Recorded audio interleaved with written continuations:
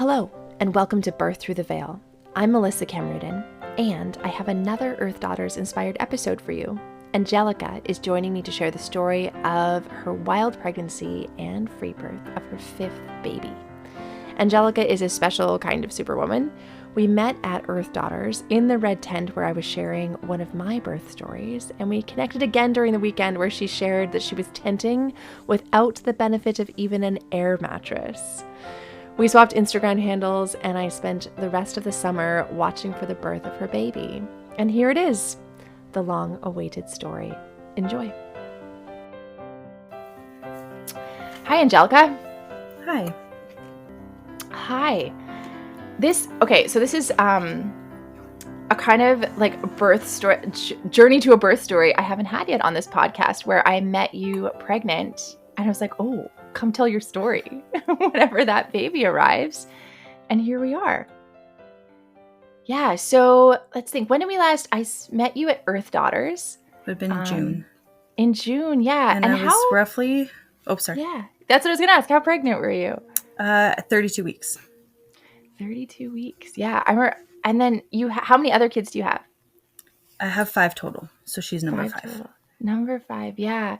Yeah, I remember we were chatting about that because I was there with our 5th baby, and we were chatting the big family things, and also the feeling of sort of being on vacation, coming, yeah. like no matter where you go. Even like I brought one baby, you were pregnant, so brought one baby, and yeah.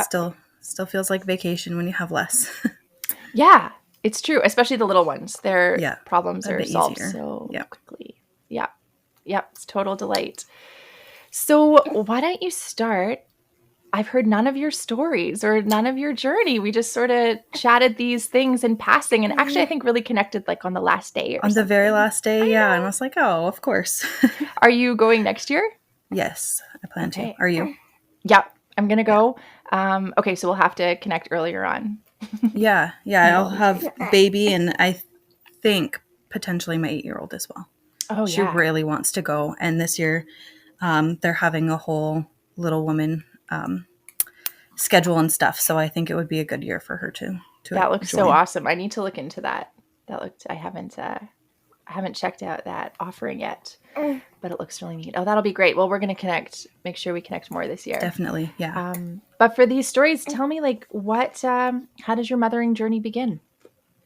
Yeah. So with my oldest, she's 8, like I said, I was pregnant with her when I was at a younger age. I was 18, had her at 19. And at that point in time, I was very in the medical system and very reliant on the medical system. I had that mindset of, if I don't know what to do, the doctors will just tell me what to do. I don't know how to push, but the doctors they know how to do it. They'll tell me what to do. Which looking back, I wish it wasn't like that. I wish I had done my research, but we all have to start somewhere and learn somehow. So, her birth ended up being extremely traumatic. I had her in the hospital, had epidural, coached pushing. I have permanent sciatica issues from the epidural. She was stuck sideways for hours of coached pushing. And the OB at the time was telling me that I just wasn't pushing hard enough, that I needed to try harder, and just being just so rude. And I kept telling her, no, I'm pushing as hard as I can. There's something not right. This baby's not moving. And finally she calls in a specialist, and she reaches in and she's like, yeah, this baby's stuck sideways. Of course this baby's not coming out. So they reach in and hand turn her while I'm like freaking out in pain. It was extremely uncomfortable. I can feel her. She's up. Like I imagine, because I had the epidural, I could kind of like, I could feel, but I couldn't feel. It was really weird. It didn't work properly for me. But I could feel that she had shoved her hand up, and I imagine she pushed her up further so that she could rotate her and then kind of pulled her back down. Yeah. So in the end, I ended up with an extremely bad tear up the front, which is not a common way of tearing. She ended up, I suspect that they probed her head without telling me, because she had a lot of hair. And on the next day, I found because they put a hat on right away, so I didn't see it right away. And I find this huge scab and bruising on her head, and her whole head was just so swollen. And I asked them to look at it and ask them what happened, and they're like, "Oh, don't worry about it. She's fine. It's okay. She's fine." They just completely brushed it off, and I was like, "What do you mean she's fine? This is a pretty significant scab on her head." So somewhere she either got probed or maybe they hurt her when they were rotating. I don't know. Sounds like maybe internal fetal monitoring. That's what I'm thinking. That's what I'm thinking. Yeah. Which they didn't tell me. They did threaten to rush me for an emergency C-section though. And they had a NICU crash team. I remember I had my eyes closed after them rotating her because I was just in so much pain, and I couldn't watch anything. And I opened my eyes at one point, and I'm not exaggerating. They had the door open and there was at least 20 people in there. Oh, yeah. And I just closed them right away after. I was like, I can't see this. I can't look at all these people. So after that, like I could barely walk, had so many stitches, I think somewhere around 11 stitches, had to like walk in like a squat, like a sumo squat, and like waddle. And that was quite rough. And then the whole experience, I mean, there was a lot more to it too, but those are kind of the main points.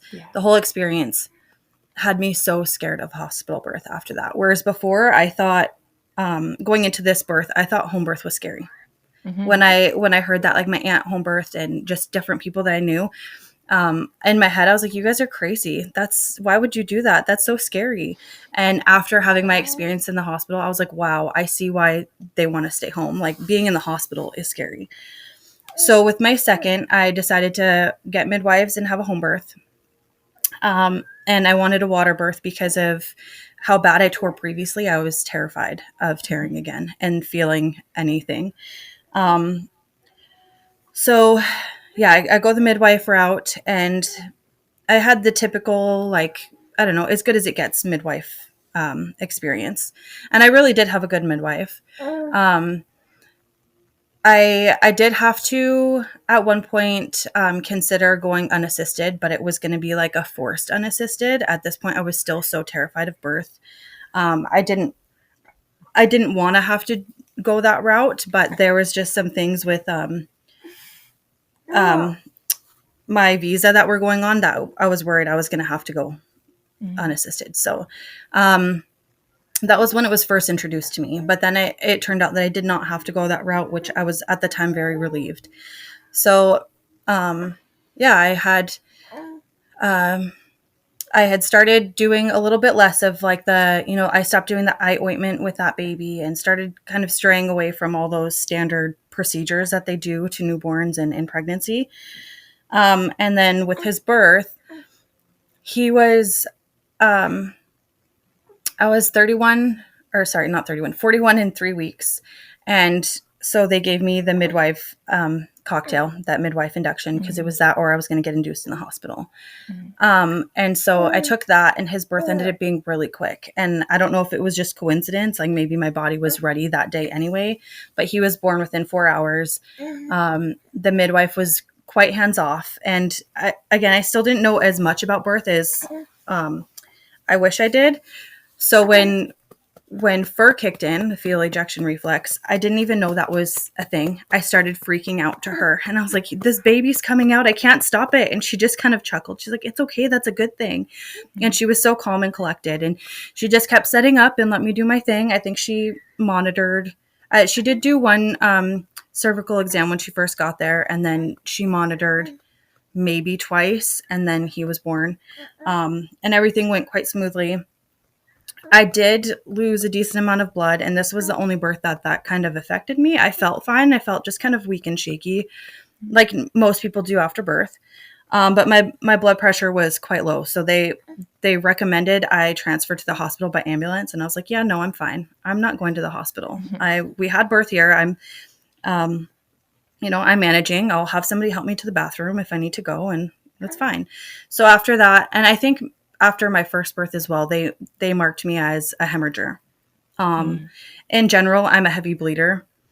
Besides this birth, the bleeding never affected me. I didn't pass out. I didn't have like massive amounts of blood loss, like probably more than the average person, but nothing that made me concerned, nothing that made me feel like I was hemorrhaging. And I do typically have large blood clots as well with every single birth, and that's something that kind of freaks them out as well. Mm-hmm. But it just seems to be my normal. So then moving to my third birth, I had planned another home water birth, and the midwife ended up offering to break my waters, and I regretted this ever since, but I said yes. And then there was meconium, so of course that's an automatic midwife transfer. And I had, thankfully, that midwife was okay with me staying home. She was comfortable with me staying there. But I was also strep B positive for that pregnancy.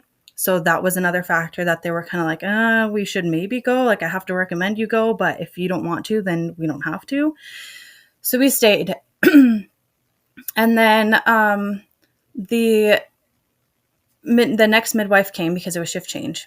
And right away, as soon as she walked in, she's like, nope, we're going to the hospital. We are not staying home. You're going to the hospital.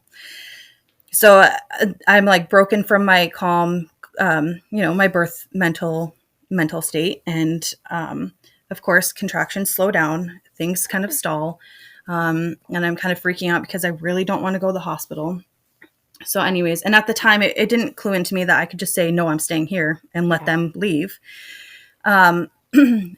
So, and his heart rate was dropping as well, but I don't know what that looks like. Like, it could have been subtle. It could have been, I mean, who knows? So that was another thing that she's like, nope, we have to go.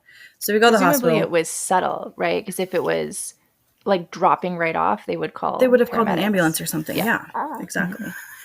I thought so too. And so, we get to the hospital, and as soon as we get admitted, they gave me Pitocin because the contraction stalled.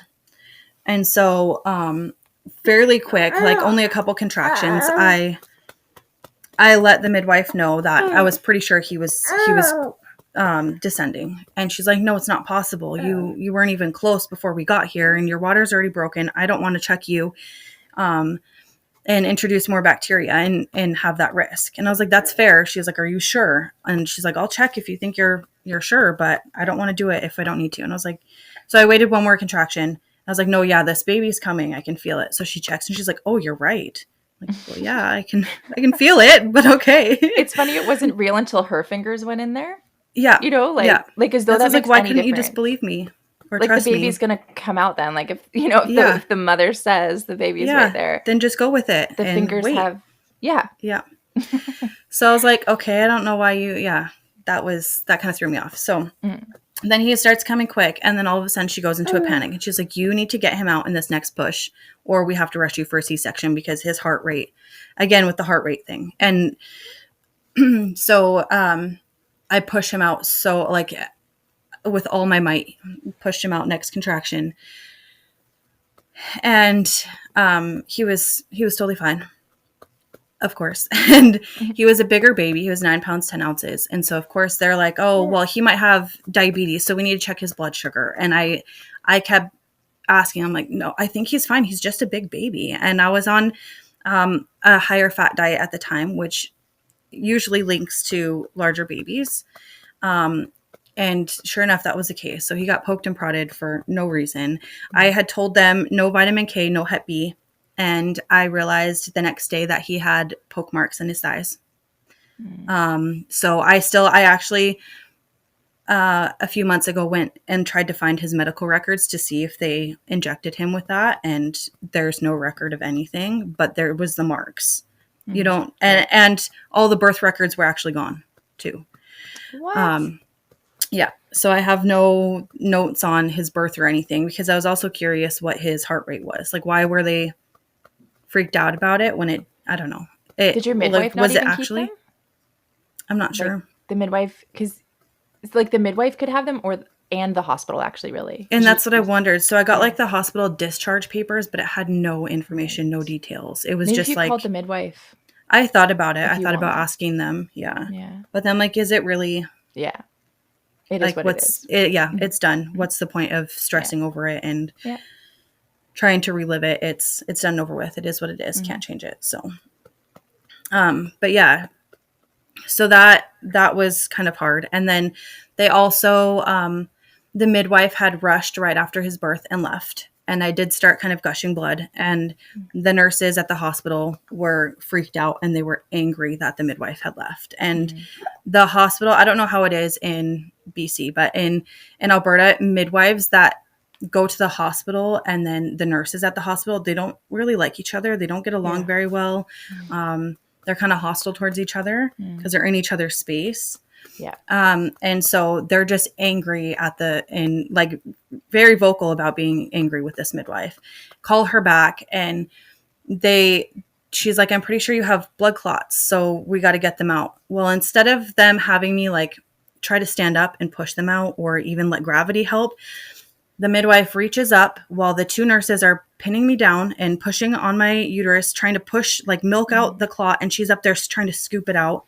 They get it out. And of course the bleeding stops because my body was just trying to flush out that clot. But why not just have me try different positions before you just start like manipulating my body like that? And it was really painful. I think it was more painful than the actual birth was.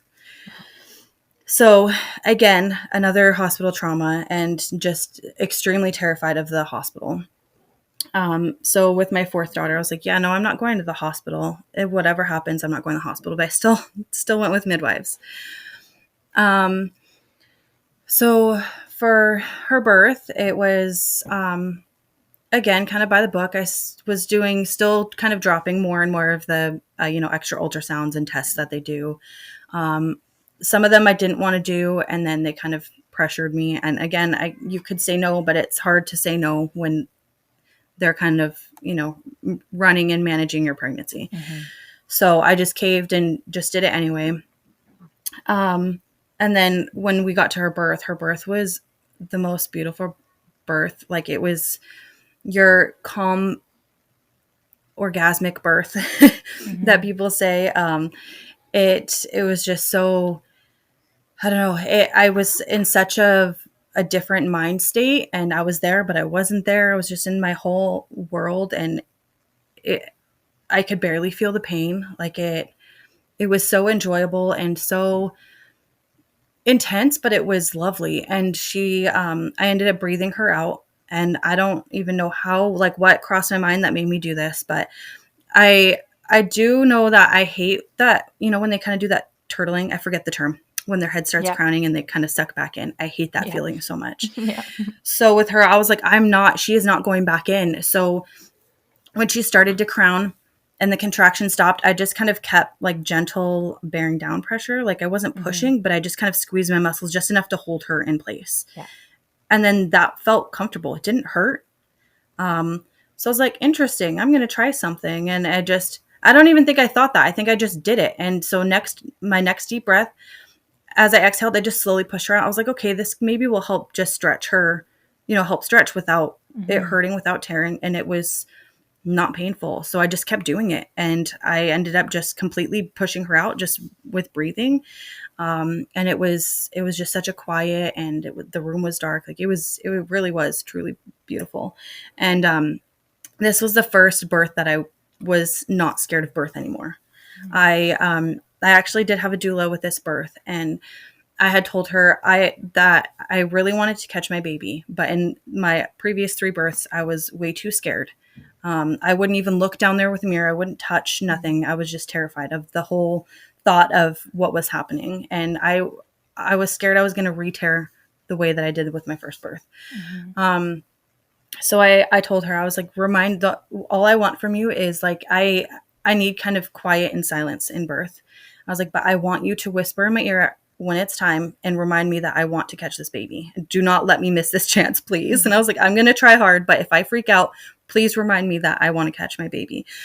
So she does. She just whispers quietly. I don't even remember what she said, but she just reminded me. And right away I catch her, and, the midwife, there was a student midwife. She swoops in, and as I'm trying to unwrap the cord, because my first 4 babies had their cord around their neck, not a big deal, but I go to unwrap it, and the student midwife kind of reaches in front of me and unwrapped it. And I was like, I literally did everything on my own. That birth was like almost perfect. And then she did that. Not a huge deal, but at the time, like I wanted to catch my own baby and be the first one to touch my baby this time. And so for her to do that when I'm already trying to do it, it just kind of felt, I don't know, it rubbed me the wrong way. And I Yeah, get so like, unnecessary. yeah, exactly. And she's a student. She probably needed the experience. And I get that. Like, you have to get experience somehow. But if you see the mom has it, let her have it. I don't take that moment. So that was, I think, the biggest downside to that birth. But otherwise, it was like the dream birth that I could have, I don't know, Yeah. that What made anybody you could not imagine. afraid in that one? Like, what do you feel like, what was different? I think I had learned more, and I finally was like, nope, I'm taking charge. I am not, if they want me to go to the hospital, I am not going to the hospital. I'm staying right where I am. I'm going to be where I'm comfortable and where I want to be and do what I want to do.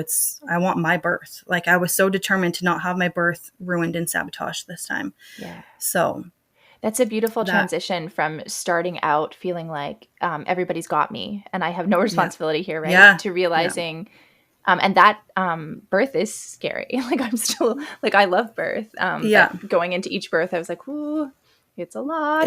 Yeah. Well, It's a you never lot." know what's But going to happen. it's true. You don't know, and it's very intense. Yeah. um, Yeah. yeah, there are not words. But I love your story there of coming through and finding no fear in taking total responsibility, actually being like, Yeah. no one will do anything to me. It's me. Yeah. Yeah. I love that. And with those first 4 labors, they all kind of started similar. Um, start with like mild. I had prodromal labor for all of them for weeks before, Mm. and then when it transitions to like true labor, I know that's like practice labor. I don't know how you want to term it, but when it's going into the real deal, Like active labor.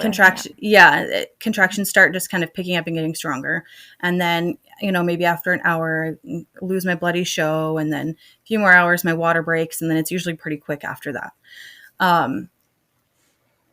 So to have that somewhat consistency for the first 4 labors, I went into my 5th being like, okay, it's going to be the same. So I'll get to that after, but it's definitely does not stay the same.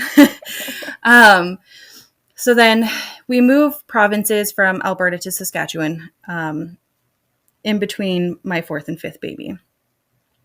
And when I got pregnant with my 5th, we live rural, which is, so we're an hour away from the nearest birthing hospital. We do have a hospital in town, but they're closed more than they are open, and they're not a birthing hospital. The doctors are just kind of on call if it's something important. If not, then they send them to a different hospital.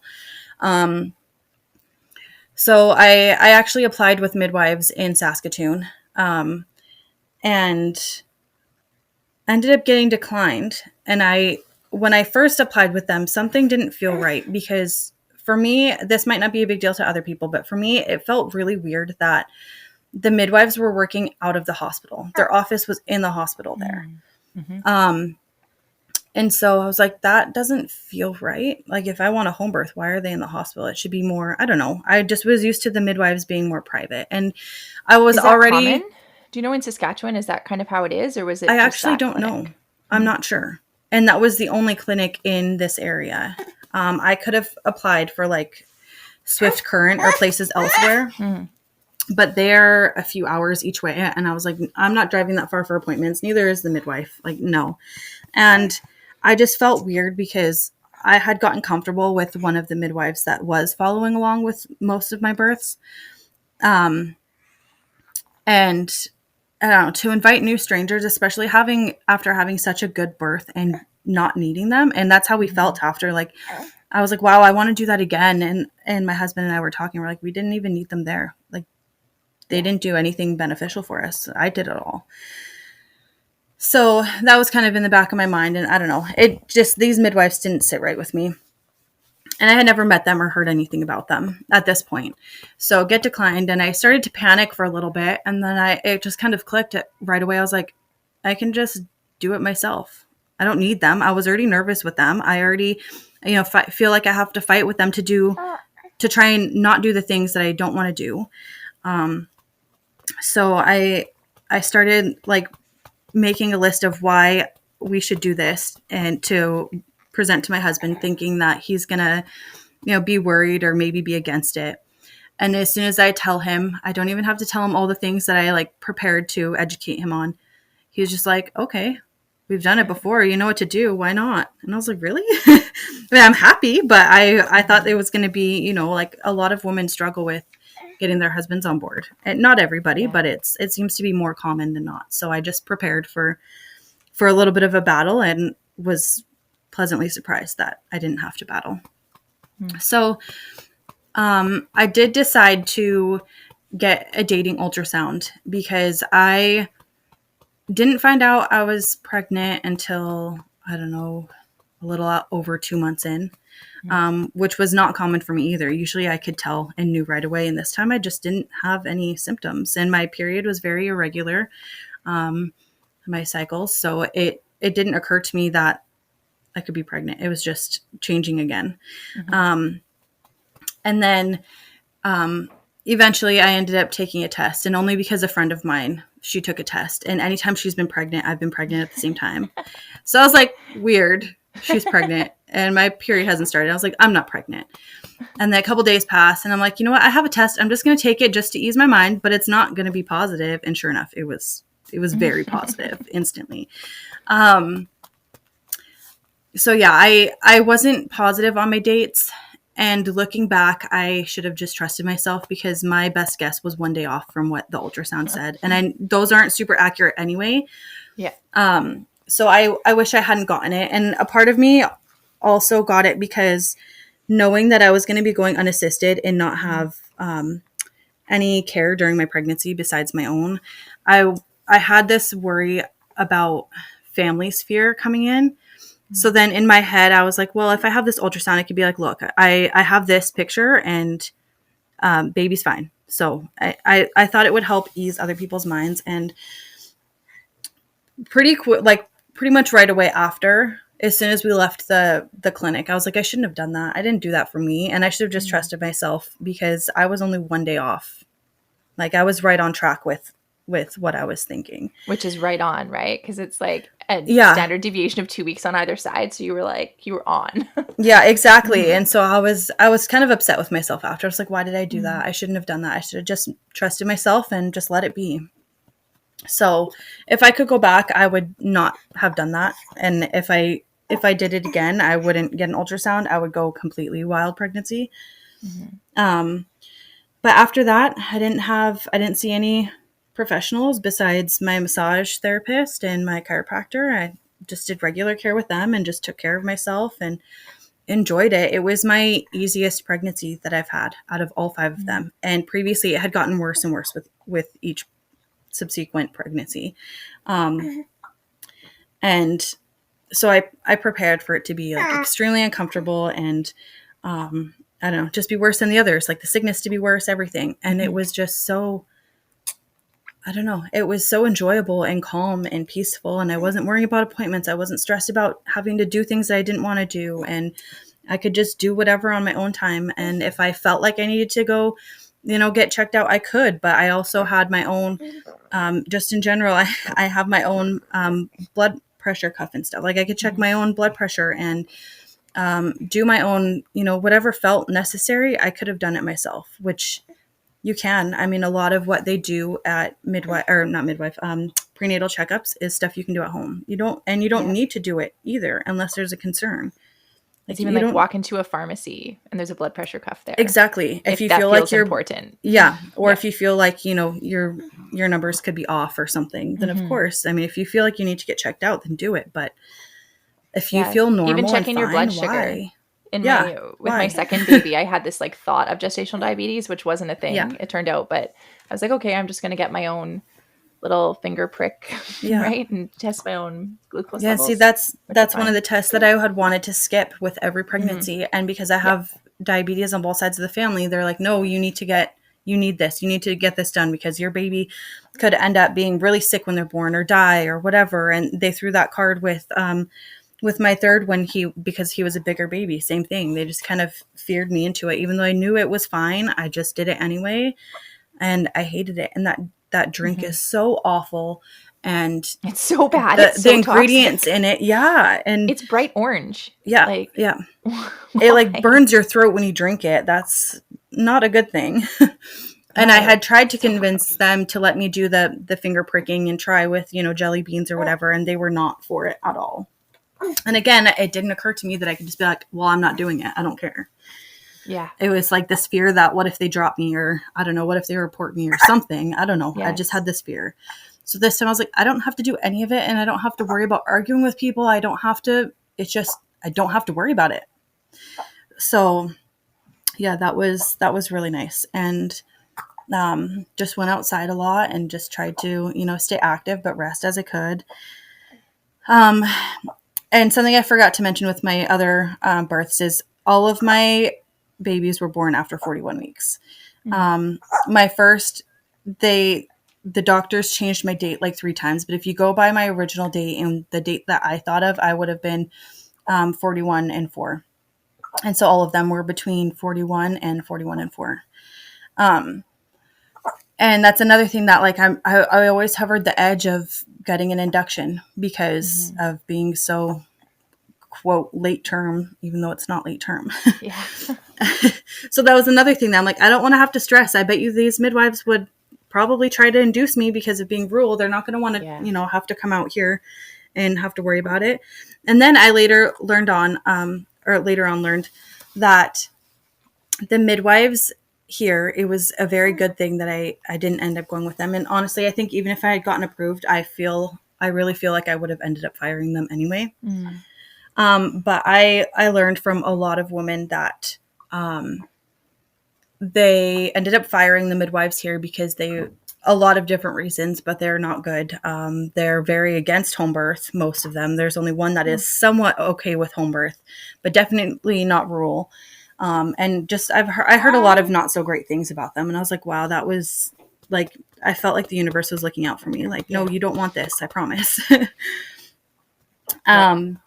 And yeah, so that was kind of a relief when I heard that. And not that I questioned my decision. I was so confident and happy with my decision, but it just made me feel a little bit better.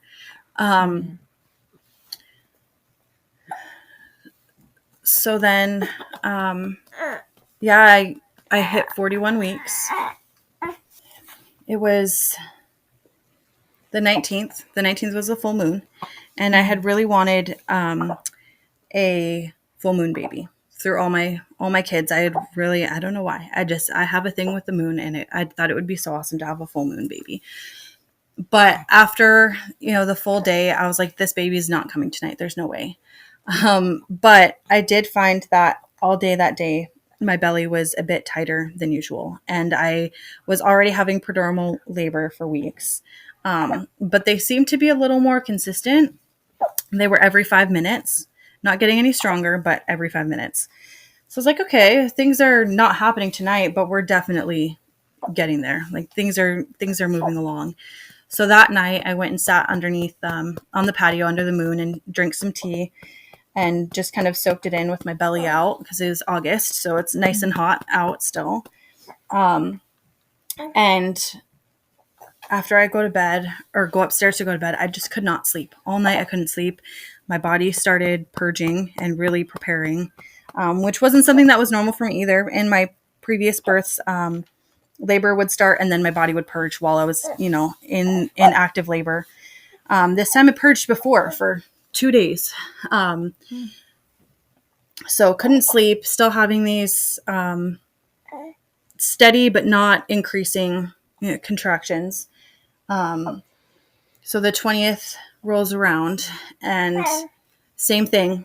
My belly's a little tighter than the day before, but contractions are still 5 minutes apart, not getting any stronger, not changing. So I just took the day. I've had a feeling that it was going to be within the next couple of days for sure by this point.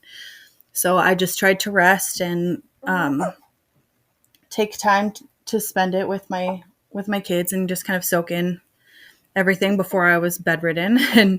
And my 2-year-old ended up climbing on me on the couch and just laid with me for an hour. And at that point, I was like, okay, this is definitely happening. She's a mama's girl, but she's not usually clingy like this. Like she did not want to leave my side. She just wanted to lay with me. She's holding my belly.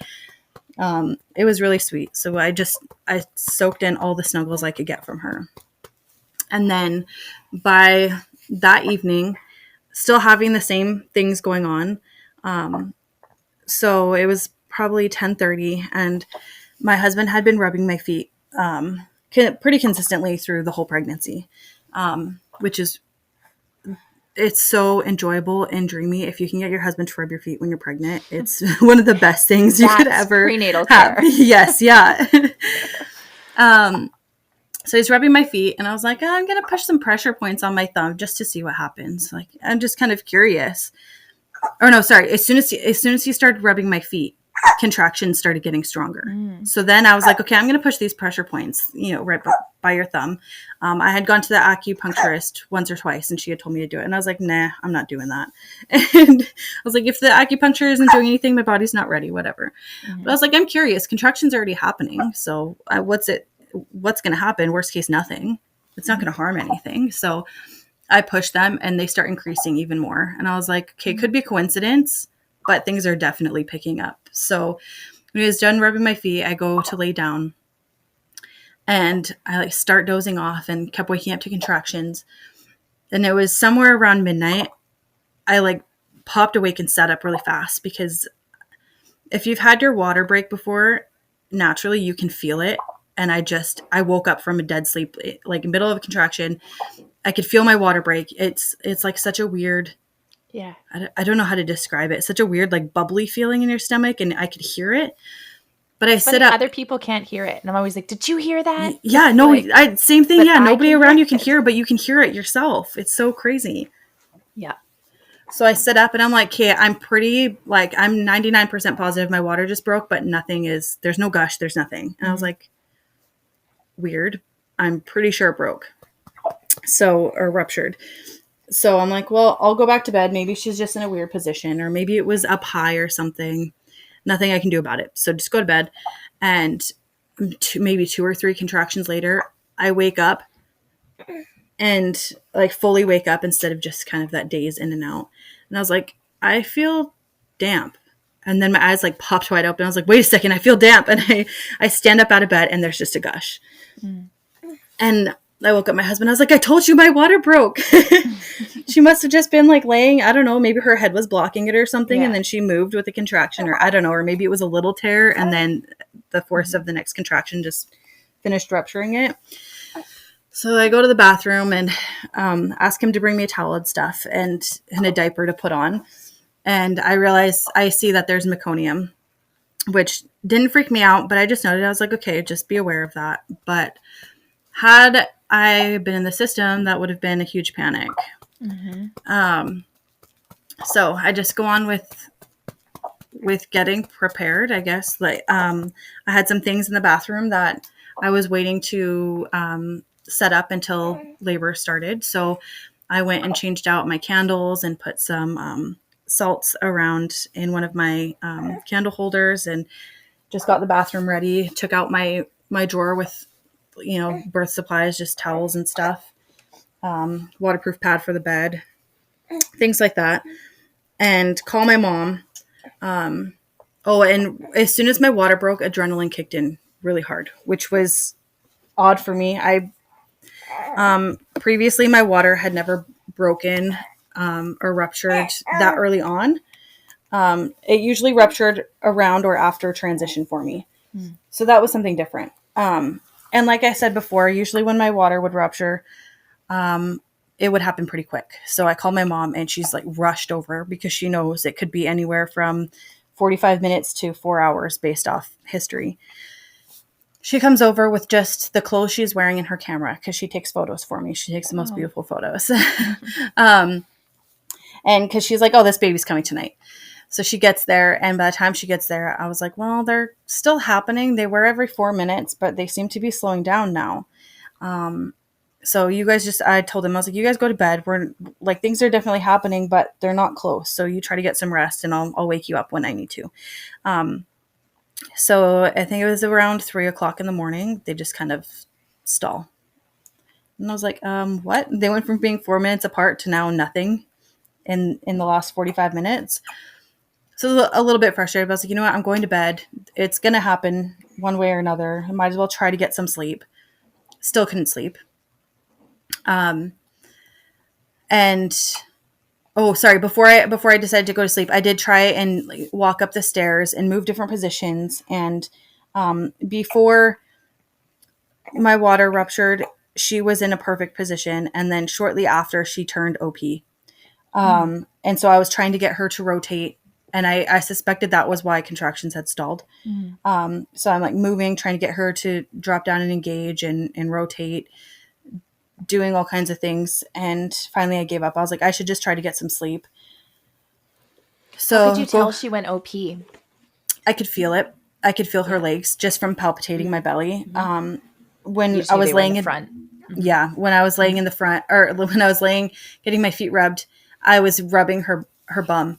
And then I could feel her make a big movement, and I started feeling, and you could feel limbs in the front. And I was like, okay, that's probably it. And so go to sleep, and I'm like, okay, I'll probably wake up in a few hours, and things will be kicking off, and baby will be here quick. So I wake up the next morning, and I was like, why am I waking up not to a contraction? why am I not waking up to a baby? So I was like, that sucks. And so I just get up and start going with the day, and I'm having maybe one contraction every hour through the whole day.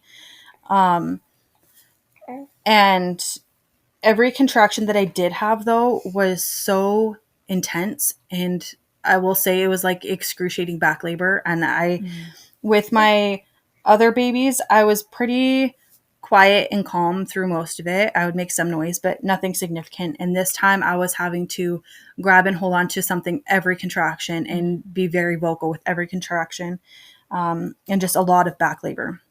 It's like OP babies. Okay? Yeah. Another OP indication. Oh, yeah. So I labor all day like that, maybe one contraction an hour. Water still leaking, but not super heavy. I'm just drinking lots of water, monitoring my temperature just in case, just to be safe. And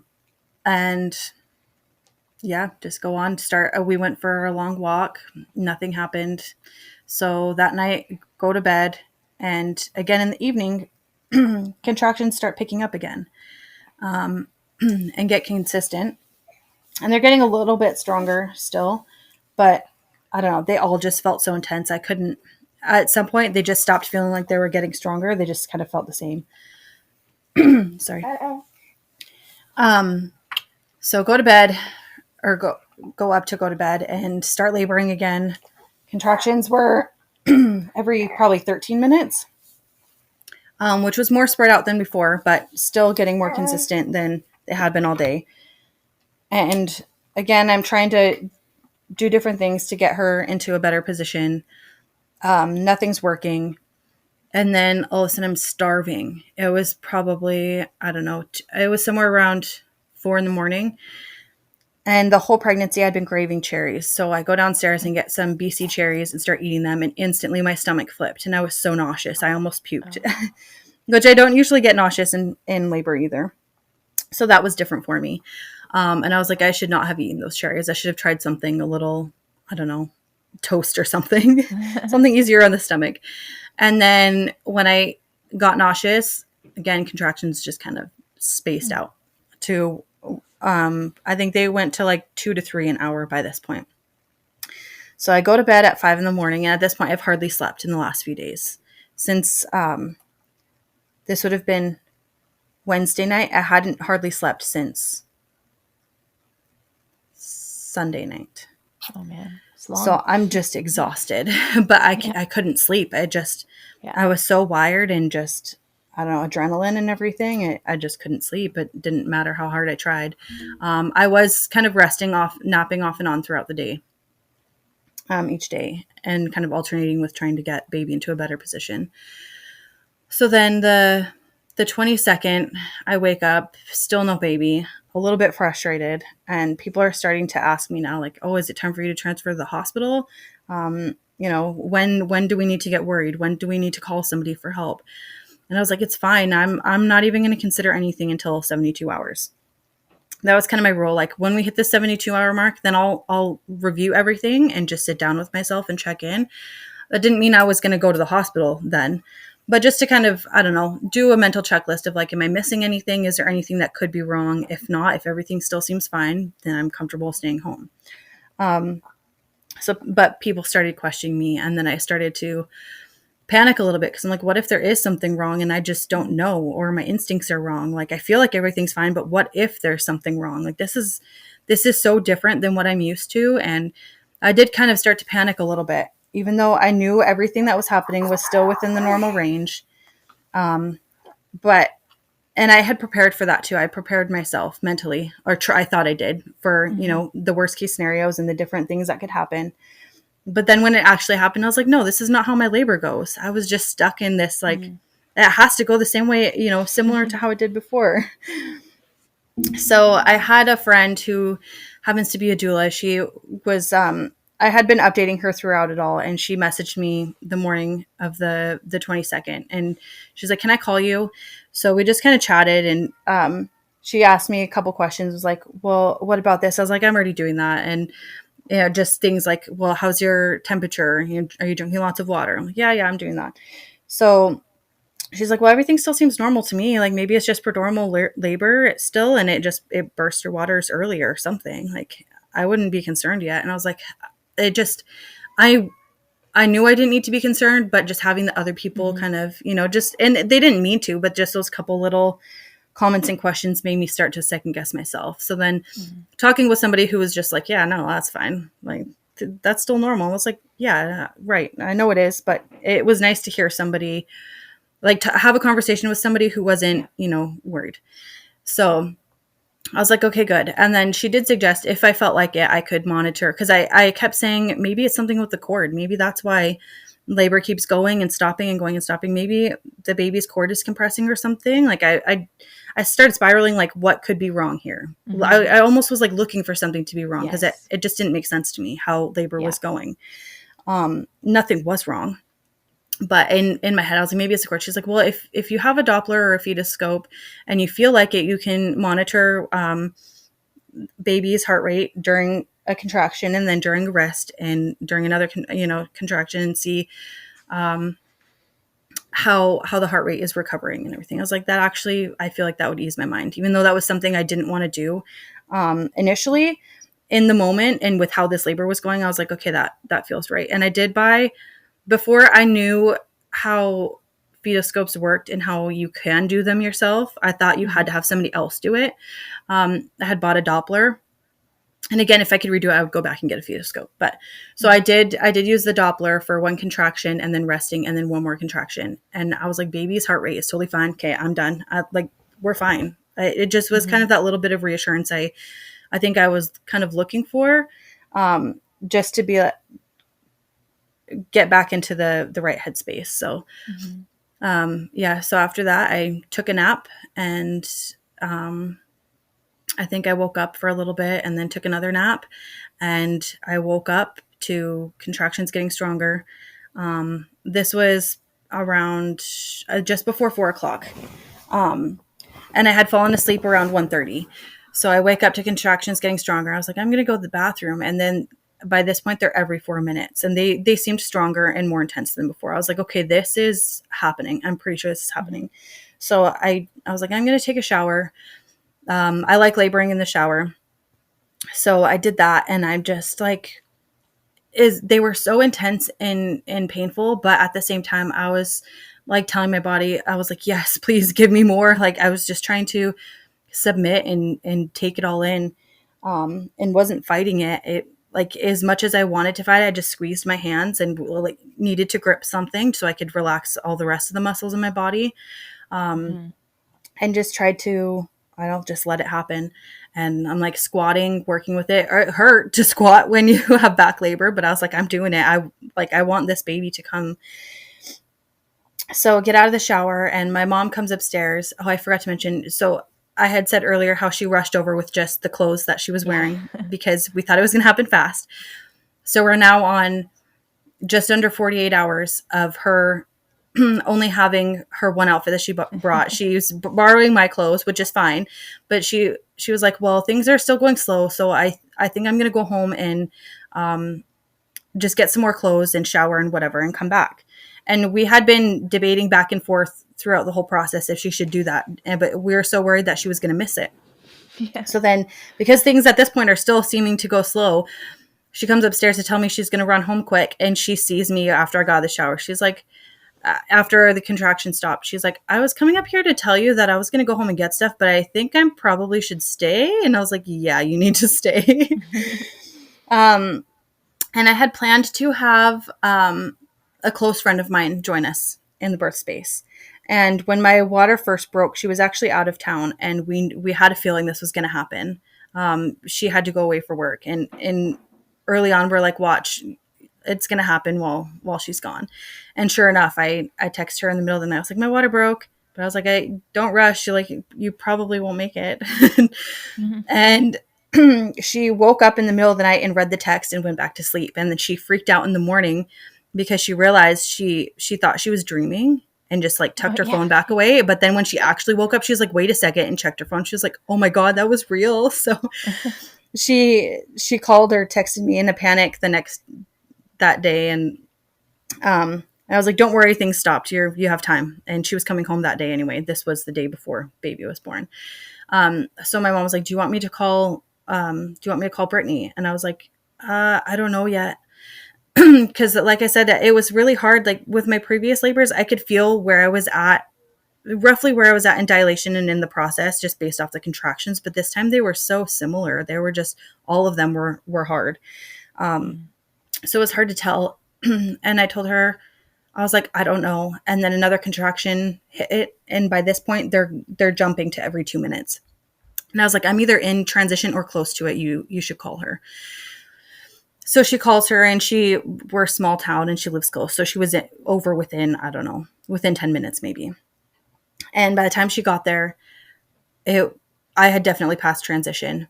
And so she's helping put the sheet down on my bed for after. That way we don't have to worry about it. And I think I was about to say I need to go to the tub, but somebody, I think it may be my mom or someone, was like, is it time to go to the bathroom? I was like, "Yeah." So we start walking, and I'm in my master bathroom. So you got to go like out of my room and around the hallway to the tub bathroom that I wanted to give birth in. We're about halfway down the hallway, and I could feel baby's head descending. And I was like, "Oh no." I started panicking a little bit. So we get to the bathroom, get in the tub, get my candles lit. I had bought a mullion torch from Earth Daughters that I wanted lit for the birth. So we got that lit and expected things to continue going fast. And contractions just kept going, and baby's just not moving. I could feel at this point her head was, I don't know, I'm kind of guessing, but just based off what it felt like in my birth canal and everything, but like her head was maybe 2 inches roughly from crowning.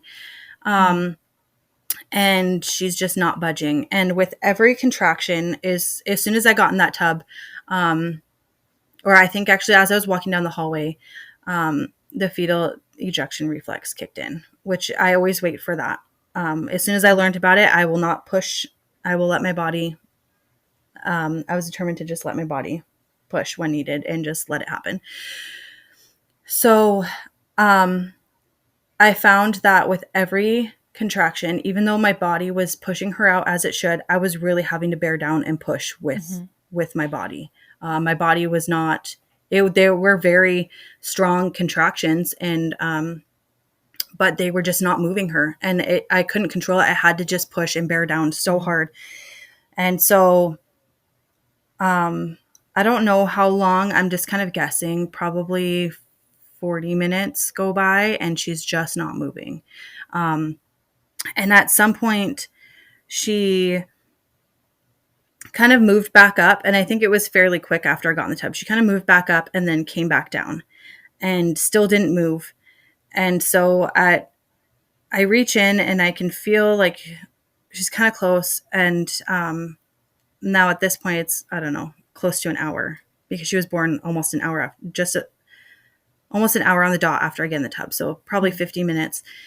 And I'm like, hey, she's not moving. And I've already tried moving, subtle positions, changing, shifting a little bit in the tub. But finally I was like, I'm going to have to make a big move. I'm going to have to drastically change positions, which is something I hate doing. I'm the kind of person that, some women like to walk around and find their space and move and shift. And then they're like moving as babies being born and changing positions. For me, I'm like, once I'm in that tub, I'm not moving. I'll wiggle my fingers, but I am not moving. I cannot move. If I move when my body is that far in it, it just kicks in constant contractions back to back and I don't get a break. And I'm like, nope, it's painful. I don't get a break. I'm not moving. And so I was really dreading the thought of having to move. So finally I was like, I can feel it. This baby needs this isn't working. So I get up on like a kind of sitting lunge with one leg up and the other one down.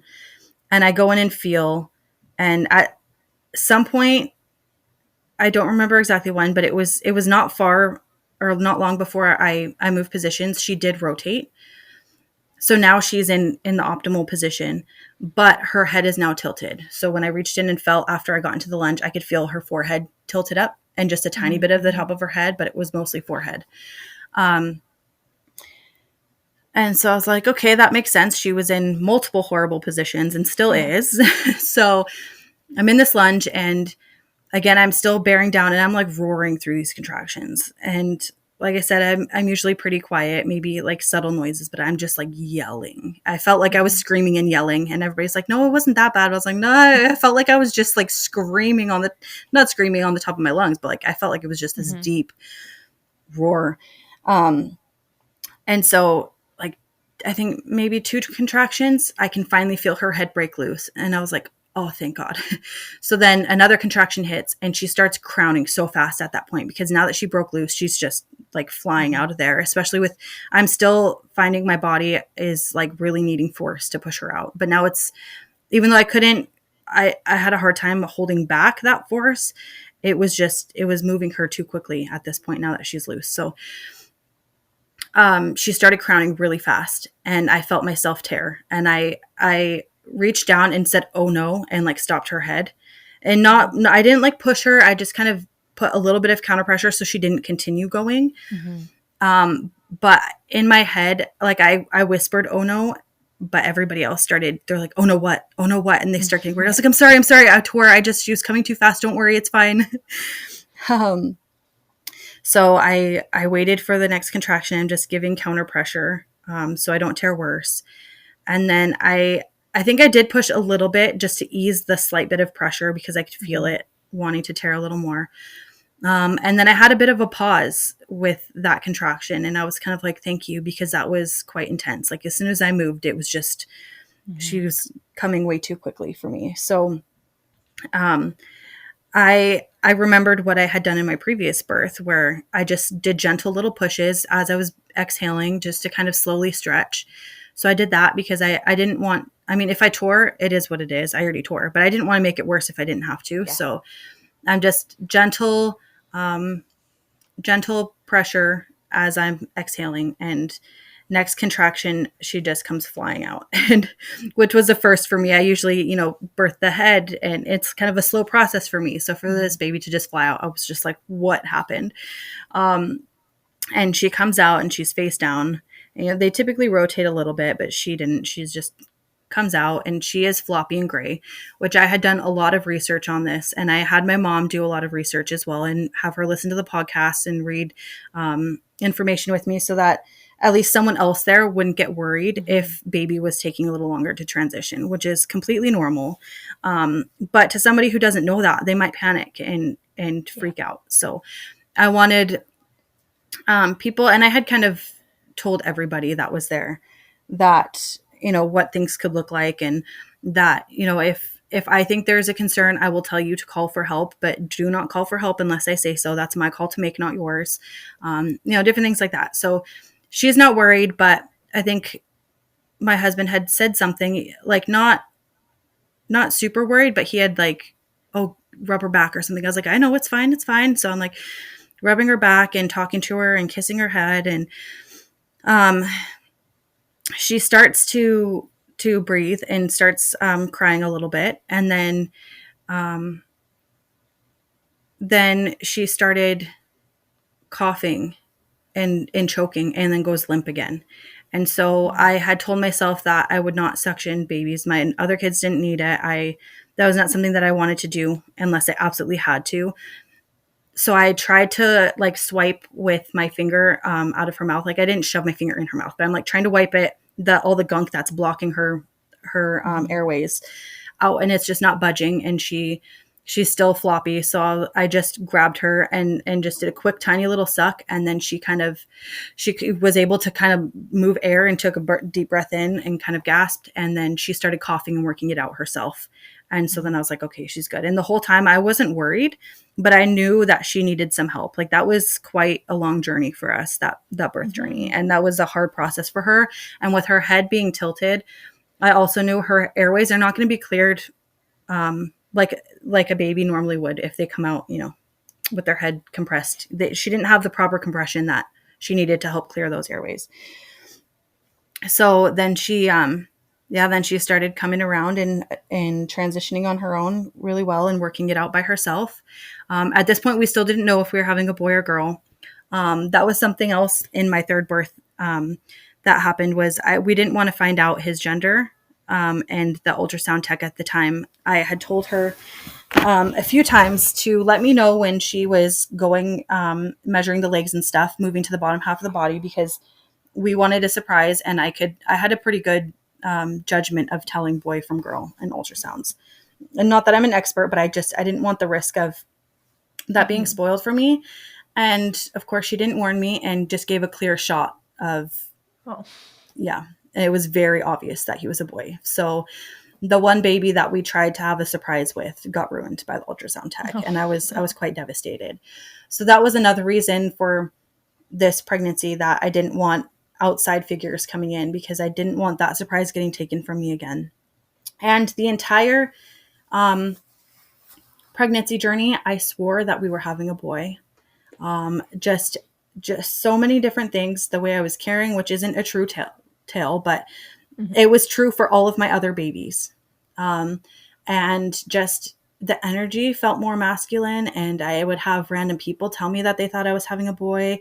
Quite a few women at Earth Daughters said the same thing without knowing my suspicions. And I don't know, just there was my husband and one of my friends that were convinced it was a girl, and me and everybody else swore it was a boy, and I would have bet money on it. I feel bad now because I called her him. I didn't want to just say it or like the baby. Yeah. I would say the baby or him or he.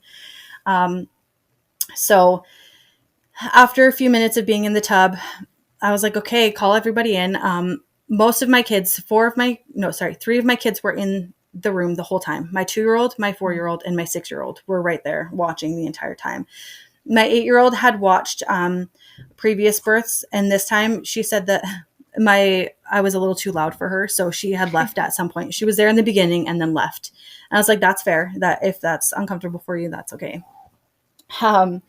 So we call her back in, and I was like, okay, are we ready to find out if it's a boy or a girl? And I pick her up and show. And I didn't realize this at the time, but my friend had been recording the whole process.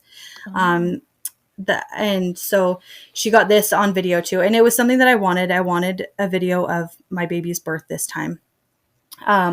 But things were just so intense. It kind of fell off my mind, and I just didn't care about it anymore.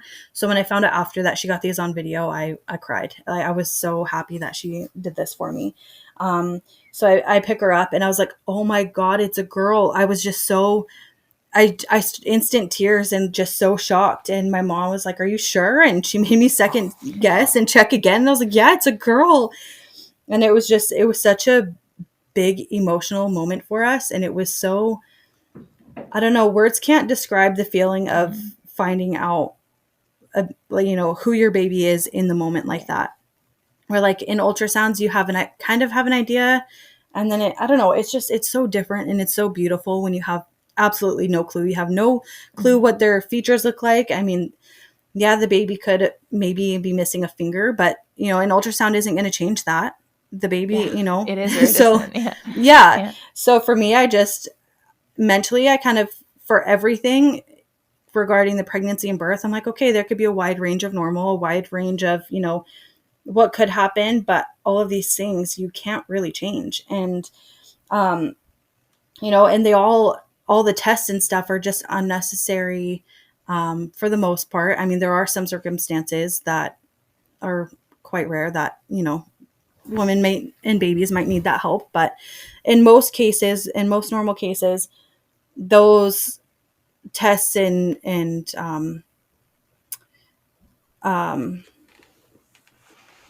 interruptions and stuff are just going to lead to more complications. And that's just something I didn't want. Yeah, it's one So of those yeah, it looking for was, a problem. And if you look yeah, hard enough, you'll find something yeah, that may or may not have ever been real. yeah. So Yeah. I was okay with the fact of not knowing a single thing. I mean, minus that one early on dating ultrasound, but Mm-hmm. in general, we didn't know much. So it was really beautiful. And then I had suspected all along that I wouldn't hemorrhage this time. Not that I thought I hemorrhaged before, but I was like, I bet you my bleeding will be less. The more research I did, the more I learned that when they do the uterine, Yeah. oh, Massage. I'm forgetting, yeah, massage. Yeah. There's another term they use for it too, Fundal and massage. fundal massage. That's what I was looking Yeah. for. Can One of the risks of that is hemorrhaging and heavy bleeding. Yeah. I Same was with always, vaginal exams and bright lights yep, and all yep. these like And taking you out moving of your too primal fast before space. you're ready, or pushing out Mm-hmm. your placenta before you're ready. And in all of my previous births, um, they were so worried about me hemorrhaging that as soon as that baby came out, I was getting jabbed in the leg with Mm-hmm. Pitocin and oxytocin and like multiple different things because they were so worried. I was having to get up right away before I was even ready to get up and push out the placenta right away because they wanted me laying down instantly so that I didn't start bleeding. All these things are linked to heavy bleeding. Mm-hmm. So I was like, if I'm not getting interrupted, not having all these extra exams and unnecessary interventions and stuff, I bet you my bleeding is going to be less. And I kept saying this the whole time. I did buy a, a flow stopper tincture just in case to have Mm-hmm. on hand as a worst case scenario. But I was like, I'm not going to use it unless it's like I'm literally, you know, going in and out of consciousness. Mm-hmm. And sure enough, my bleeding was pretty normal. It was actually less than all of my other pregnancies or other births, Even with the long labor. even Interesting, with the hey? Because long that's labor. Yep, another yep, risk factor. Yeah. yep. And so I had your cue, that placenta release, which is that gush of blood, and I wasn't in a rush to get it out, but I could feel that it when it released, it was like hanging out, and I Mm-hmm. felt, and sure enough, it was starting to come out on its own. How long did So that take, do you think? when I look at videos, like within 5 minutes, it Very was fast. really Yeah. quick. It was really Yeah. fast. So yeah, somewhere around 5 minutes. And so I didn't quite yet, but I soaked her in, and we all just kind of were shocked and just enjoying the excitement of finding out we had a little girl. And so then I was like, okay, this water is starting to get a little bit cold. I had topped it up with hot water at one point because now it took an hour from start to finish from me being in the tub. And had Mm-hmm. she been in a better position, it would have been within probably 20 minutes of me getting in the Yeah. tub. So that was not quite anticipated either. I thought for sure baby was going to come much faster. So yeah, I was getting a little bit cold and ready to get out, and I could feel the placenta starting to come out on its own. And I was like, okay, this is a little uncomfortable. I want it out, and it's ready. So something else that I have never been able to do previously, because again, they would let me do delayed cord clamping, but they would cut the cord pretty quick because they want me out of bed and they want to check me over and make sure I'm not going to hemorrhage. Mm-hmm. So I was like, I am not letting go of my baby to get the placenta out, and I am not cutting the cord until I feel ready, and definitely not until this placenta's out. I've always had it severed, the cord severed, Mm-hmm. before I was able to finish the birth. And something that just, I don't know, felt right and healing for me, and just felt like it's more natural, and just something I wanted was to birth the placenta before the cord was cut. So I get a bowl, and I think my mom's holding the bowl for me, and I'm still standing in the tub and holding baby in my arms. And the placenta, usually I don't have a problem with it coming out. It usually just plops right out with a little bit of bearing down and squatting. But it wasn't quite moving. So I found I had to kind of wrap my fingers around the cord a little bit, and then I tugged and bared down a little bit the first time just to make sure it didn't feel uncomfortable or anything, and it felt fine. So the next one I just gave a gentle tug, just a gentle quick pull, and it just plopped right out. And I did have, as I said was common for me, quite a few large clots, and there was some hematomas actually in the placenta and in between the sac. So that was something that kind of helped stop it from coming out. It kind of like the clot kind of hooked on my cervix or something. It was kind of hooked, but it wasn't attached still.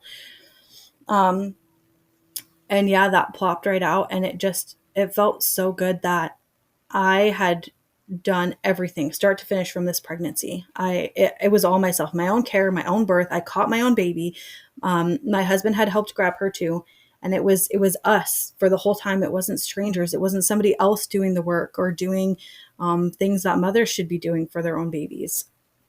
And everything that I did was something that I felt needed to be done, and I did it. It wasn't somebody else telling me, oh, you should do this, or we're going to do this, or just doing it. It was me running the show, which felt so nice. So when that placenta came out, it was like a relief of like, I just did that all by myself. And it was such a cool feeling. And it felt like it came like, it was so healing too, coming from the other birth experiences and now having this amazing one. And yeah, it was excruciating and it was long and it was hard, but it was still my favorite birth out of all of them. And I would do it over again 100 times. So yeah, then we just went, after the placenta came out, we went to my room and just kind of adjusted in the bed and started nursing and looked her over and cut the cord when I was ready. And it just was, I don't know, it was just the beginning to our evening. It felt like a normal day. It just, I don't know, eventful, like but so not eventful at the same time. So normal. That's so the way I hear it described with like births at home, especially like uninterrupted births at home, is that like it was amazing, like the craziest thing ever and the most normal thing ever. Yeah. And that piece of, you know, when you have the traumatizing births, it makes people like, oh, I can't do that again. Like we're not having anymore. We're all done. Or like maybe we're doing it, but like I'm really afraid of that process. And then when you have one in power, like you have one in your own autonomy, we could do that over and over. That's a rush. Oh, yeah. Yeah. And there's so many things that happen in this birth story that would scare a lot of people, especially if they didn't know a lot about birth. You know, in doctors, I would have been induced and had so many interventions that by this point, like I was at just under the 48-hour mark of my waters being open by the time she was born, with meconium, with labor not being consistent, installing. I most likely would have had an emergency C-section unless induction just happened to work and things went fine. And then, like I said, she took a bit to transition, which again is completely normal. But that would have been a huge panic for, you know, some people. And the whole time through the whole process, I wasn't scared. Like I just kind of knew everything was going to be fine. And I did mentally prepare and educate myself for the worst case scenarios, just in case, which I feel is just the responsible thing to do. Prepare for the worst, but just plan for the best. And yeah, I just feel knowledgeable now, and it was beneficial to learn all those things, but I didn't need to use most of it, or really any of it. And I don't know. It wasn't. Yeah, I think in stories like what you're telling, in these stories we have, I think sometimes in telling them, I hear, maybe you hear this to people like, oh, you're lucky. You're so lucky. Yeah. That it I feel like out that way, that right? for sure. Yeah. Yeah. And I remember thinking that about stories, but like, what if that's not true? What if it's not that you're lucky? What if that's what natural birth looks like? Yeah. Is, you know, like you said, you informed yourself on things you thought you should know. But with the plan of like, birth is going to go well and I'm not going to have to use it. And even with all your stories, like meconium risk factor, but it was fine. Right. Yeah. And there's such a low that was slow to risk transition, anyway. super scary. but fine. It actually was totally fine. She didn't need anything other than what your mother's intuition knew to and supply still her normal. Like from start to finish, it felt like a lot longer, but it was, I don't know, under 10 minutes that she was fully transitioned. And not that she, Yeah. she was still breathing bits and pieces through there and she needed a little bit of assistance, but nothing that a mom can't do. Well, and she was still attached to the placenta. And she was still right? attached She to the still had her placenta. That first was a big mother. thing. Yeah, that was something that I was very big on educating my mom with. And actually, my husband friend were like, "Oh, we have to cut the cord like fairly quick after she was born." I was like, "What? No!" And then my mom starts educating them on no, that's the baby's lifeline. You do not cut that cord. And I just smiled and I'm like, "I'll let her handle this one. She's got it." It's interesting. Yeah. If you call paramedics in a birth, that's one of their first pieces of advice is like okay, cut the cord. Yeah. I'm not sure why that is like a thing that comes up so quickly as like the first thing you need to do. I'm like, that's the last thing. That's the last thing. Yeah. Yeah. It's not even important at all. Like it provides nothing to cut the cord. Yeah. Like what would you cut that cord? To take the baby away from its mother and take it to a resuscitation station. To start, which you don't need. That baby's mother is their resuscitation station. Yeah, and she's still getting oxygen. Like she was not, she's not completely lifeless. She needed a little bit of assistance. And so I just was, kissing on her ear and blowing on her ear and kissing on her face and rubbing and patting her back. And then, like I said, she did have quite a bit of blockage. So I was like, okay, she does need a little bit of help clearing that. Yeah. And sure enough, as soon as I just gave that one little suction, she started clearing it out on her own. And I didn't even do enough to pull all of it out. I let her continue working that out by herself because that's something that she needs to do. But yeah. How did you heal the tear? What did you do for your tear? Yes, I wanted to touch on that and I almost forgot. I didn't really do anything. Just kept my legs closed. Kept it clean with the peri bottle. Tried not to sit too long, just because the pressure. It didn't really hurt. I found it was more my muscles were just so sore and tired. My whole body was just exhausted and every muscle in my body was so sore because I was literally using every muscle to push her out. The tear, I didn't really notice it much. So just let it heal. I did accidentally tear it back open once because I was trying to tend to my 2-year-old and then I kind of fell back on my butt. And when I plopped down, I could feel it pop open. So that hurt a little bit, but then pretty quickly after it didn't hurt anymore. And then after a bit of it healing and when I felt like it wasn't like raw, then I started using a peri spray that I had gotten from a doula, from another birth worker. And I can't tell you exactly what's in there. If I read the bottle, I probably could, but good all like natural ingredients and stuff in there. So, and just let it heal probably by, I don't know, max 2 weeks. It was probably fully closed up. I didn't obsess over it. I just would check it every once in a while and be like, okay, that looks good. Yep, that looks good. And I'm like, oh, okay, it's closed up fully. It's fine. Perfect. Yeah. Oh, well, thank you so much for sharing your story. Yeah, I love hearing that. You. Yeah, it was wonderful. I'm looking forward to connecting again at Earth Daughters then. Yes, me too. I'm excited. Over the solstice in June. Yes. Yes. Thanks for listening. You can head to Instagram and birth.throughtheveil to see birth pictures or just pictures from each episode. The show notes have links and more ways to connect, along with the link to submit your birth story. I would love to hear it. New episodes of Through the Veil come out every other Tuesday. You can follow, subscribe, share, rate, and review this podcast to be in support. Until next time.